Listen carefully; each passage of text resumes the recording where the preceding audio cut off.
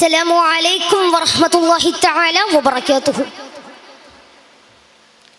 بسم الله والحمد لله والصلاة والسلام على أشرف المرسلين وعلى آله وصحبه أجمعين أما بعد. ബഹുമാനപ്പെട്ട ഉസ്താദുമാരെ, സ്നേഹം നിറഞ്ഞ രക്ഷിതാക്കളെ, വിദ്യാർത്ഥി സുഹൃത്തുക്കളെ, SSFന്റെ 33ാമത് കോഴിക്കോട് സൗത്ത് ജില്ലാ സാഹിത്യോത്സവ വേദിയിലാണ് നാം ഉള്ളത്. ഞാനിന്ന് നിങ്ങളുടെ മുമ്പിൽ അവതരിപ്പിക്കാൻ പോകുന്ന വിഷയം സാമൂഹികതയുടെ ഇസ്ലാമിക ദർശനം എന്ന് പറയുന്നതാണ്. മനുഷ്യൻ ഒരു സാമൂഹിക ജീവിയാണ്, ഒറ്റപ്പെട്ടതല്ല. മറിച്ച് പരസ്പരം സഹായിച്ചും സഹകരിച്ചുമാണ് നാം ജീവിക്കേണ്ടത്.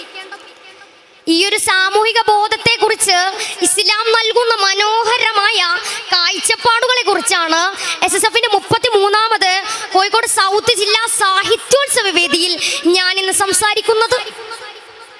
മനുഷ്യൻ ഒരു സാമൂഹിക ജീവിയാണെന്ന് നാം പറയാറുണ്ട്.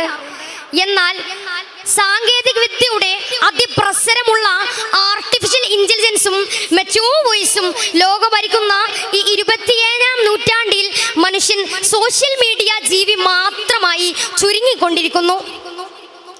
ലോകം ഒരു ആഗോള ഗ്രാമമായി മാറിയപ്പോഴും മനുഷ്യൻ തൻ്റെ സ്വന്തം വീട്ടിനുള്ളിൽ പോലും ഒറ്റപ്പെട്ടു പോകുന്നു. ഡിജിറ്റൽ ഏകാന്തതയുടെ കഠിനമായ കാലഘട്ടത്തിലൂടെയാണ് നാം കടന്നു പോകുന്നത്. ഈ ഒരു ആധുനിക പ്രതിസന്ധിയിലാണ് സാമൂഹികതയുടെ ഇസ്ലാമിക ദർശനം എത്രത്തോളം പ്രസക്തവും വിപ്ലവകരവുമാണെന്ന് നാം തിരിച്ചറിയേണ്ടത്. പ്രിയപ്പെട്ടവരെ, പ്രവാചകൻ മുഹമ്മദ് മുസ്തഫ സ്വല്ലല്ലാഹു അലൈഹി വസല്ലമ മദീനയിൽ വന്ന് ആദ്യം ചെയ്തത് ഒരു പള്ളി ഉണ്ടാക്കുക മാത്രമല്ല, മറിച്ച് പരസ്പരം പോരടിച്ചിരുന്ന ഗോത്രങ്ങളെ ചേർത്തു നിർത്തി അൽ-ഉഖുവ അഥവാ സഹോദരം എന്ന ശക്തമായൊരു സാമൂഹിക അടിത്തറ പാകുകയായിരുന്നു.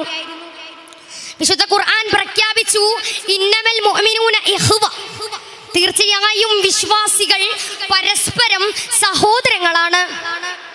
ഒരു കെട്ടിടത്തിലെ ഇഷ്ടികകൾ പോലെയാണ് വിശ്വാസികൾ എന്ന് തിരുനബി സല്ലല്ലാഹു അലൈഹി വസല്ലമ നമ്മെ പഠിപ്പിച്ചു.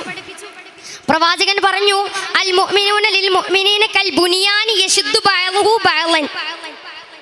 ഒരു വിശ്വാസി മറ്റൊരു വിശ്വാസിക്ക് ഒരു കെട്ടിടം പോലെയാണ്. അതിൻ്റെ ഒരു ഭാഗം മറുഭാഗത്തെ ശക്തിപ്പെടുത്തുന്നു.